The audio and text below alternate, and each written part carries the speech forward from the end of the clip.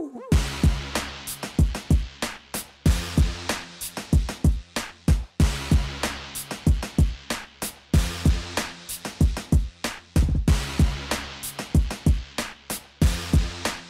and welcome to Hopcast. Thanks for coming back, everybody. I'm Brad Chmielewski. My name is Ken Hunnemeder. And we got a couple beers from a brewery we've been to, but they've changed it up a lot since we've been there. They've kind of grown and expanded.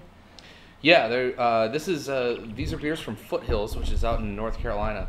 And if you've been watching us for a little while, you will remember our trip out there. We went kind of like a road trip and went down to the southeast portion of the United States and stopped at Foothills on the way home.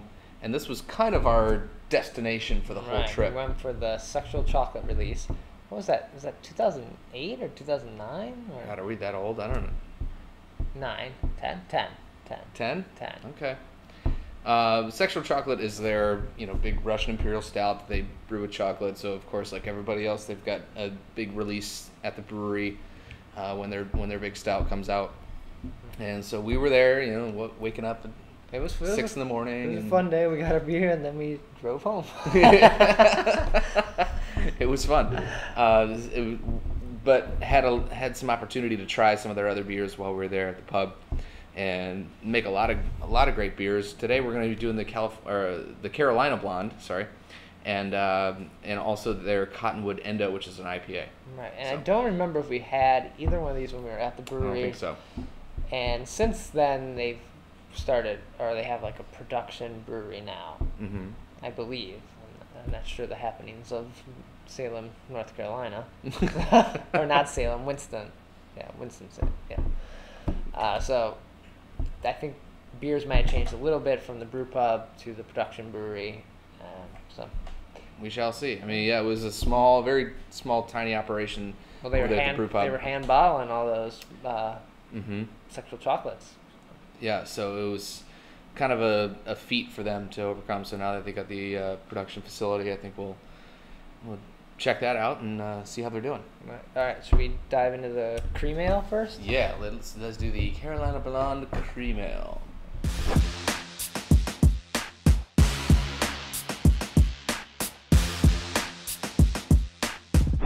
It's a beautiful color. It's like a light blonde. I don't know. I just really like the look of that. Yeah, quite clear too. Yeah, I feel like I'm not always a fan of cream ales. Okay.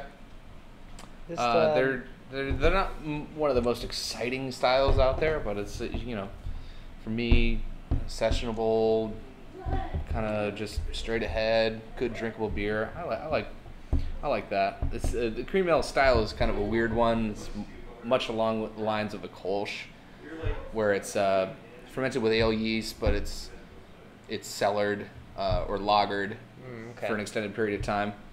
So it has like a kind of crispness to it. Cheers. Cheers.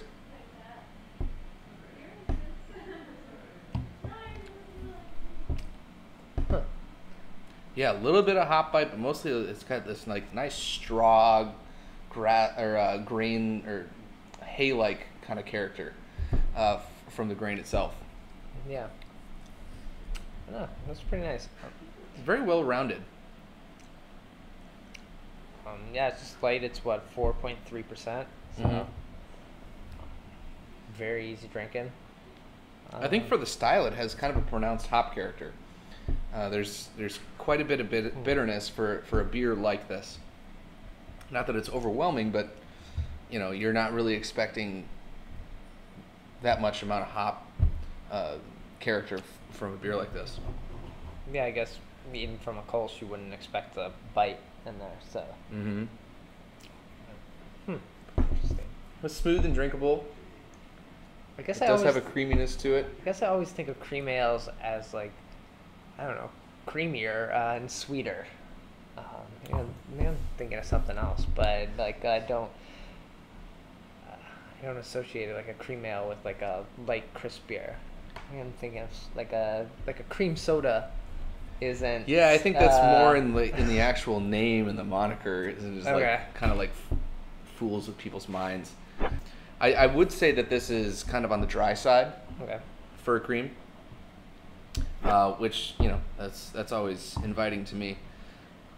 I tend to like my beers a little bit on the dry side as opposed to on the other end of the spectrum. The wet side. On the wet side. I just tend to think they're a little bit more refreshing that way. Okay. But yeah, that's nice. I guess it's a little confusing because it's a Carolina blonde. That's a cream ale. So why wouldn't they just call it like a blonde ale? Blonde ale. I don't know. I guess that's just in the naming or the branding for the Carolina blonde. But blonde ales aren't necessarily lagered, so they must be doing some sort of lagering, which qualifies it to be a cream ale. So that's just probably in the naming. Confusing, man. Yeah, like you know. You have a few beers. All these marketing assholes, you know. Well, I could see knocking back a few of these, especially on a hot southern day. Yeah. Reminds me of our good buddy Jonathan Surratt. We're thinking of him. Shut up! Drinking some North Carolina beers. Man, he'd be proud. Yeah, I can sit there and put some straw in my jaw and chew on that for a little while and drink a couple of these. That's a tough day of plowing fields. Tweet right at him. But yeah, I think this is a good solid beer. It definitely would reach for these quite often because it's just nice and palatable. It's quaffable. It's delicious and nothing offensive about it. And nothing's going to hold you back, really. No. Let's finish these off because I've heard great things about that IPA. All right, down to the IPA.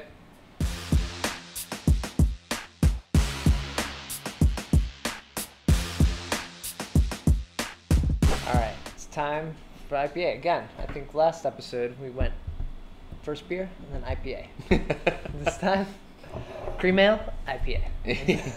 Yeah, that's right. It's almost like these back-to-back episodes have been like lagerish kind of beer and then IPA.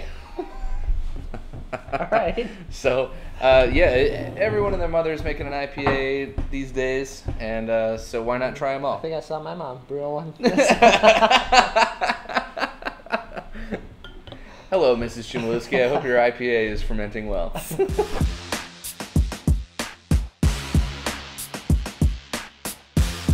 So again, we got a really nice, clean, beautiful color on this too. Yeah, nice clarity. This is, a little bit lighter than you would kind of expect from the style. Yeah. Usually going to have a little bit more of that caramely color in there. But this beer smells fantastic. I mean, it's straight up American hop aroma. It's got a lot of grass to it. Mm-hmm. It smells like your backyard. Mowing the lawn, drinking this beer. But it's not one of those things where it's smells really, really bitter. It's just kind of like inviting and grassy, and I mean, it makes me really, really want to drink it. So let's do it. Let's do that.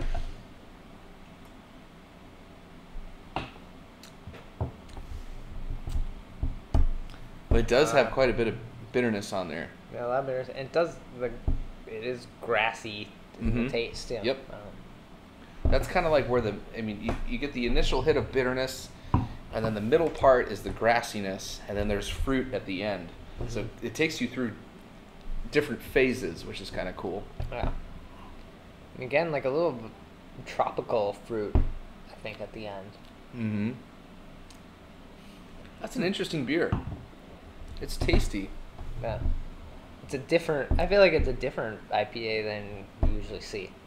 Yeah, I mean, and there's so many of them out there these days. It's kind of refreshing to see something a little bit different, you know, where it's a little bit of a different take on that style that's so popular.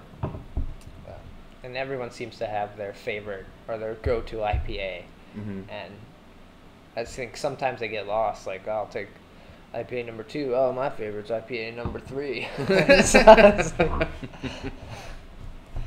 Yeah, sometimes you're playing that game where IPA is IPA is IPA is IPA, and they're all kind of, whatever. You just pick one out of a blind lineup. I think this one would actually kind of stand out a little bit, just because it is so unique in the flavor profile. It's the one at the end of the night at the beer tasting. You're like, passed out. I remember that one. You're like, go home, and be like, yeah, that one from Foothills. Yeah. And, that being said, this isn't one of those beers that's just going to, like, knock your face off with IBUs. It is still a balanced beer, but it's... It says 66 on the back. Yeah, they give a lot of information on the back of their bottles here. So. Mm-hmm. And 66 is actually, that's fairly high. Yeah. But, the perception on the palate to me, it's got some bitterness in there. But... Again, it's going back to that well-rounded and phased thing where you have a lot more than just the bitterness going on. So I think it speaks to the beer itself being very well-crafted. Yeah. And, I know we enjoyed pretty much all the beers we had at the brew pub. Mm-hmm. So I don't know if, I think it's Jamie. I don't know if he's just the brew pub brewer or he came over to the production brewery. Not clear on that. That's not our home territory, not our stomping ground. No, it's not. But if it was, they would have not invited us over there anyway. We remember you boys. Never again. You with your scarves. Oh, that's right. Yeah, we were chastised when we went down there because we were all wearing scarves, and apparently that's not. It was February. That's not a cool thing to do in the South. Men don't wear scarves, but we're like, okay. We're just a couple of fun boys, I guess. But great to see Foothills. I feel like they're a big name out there, and everyone, I think across the country, kind of knows that Sexual Chocolate. Yeah. And it's just a name that's kind of, I've heard of them, and it's great to see their other beers doing so well and tasting great. Mm-hmm. Yeah, expansion is always a good thing. You got to start small and hopefully you make it to the big boy. Yeah. And so it's good to see them doing that. It's pretty fun. So, that. Cheers. Cheers. Thanks for watching.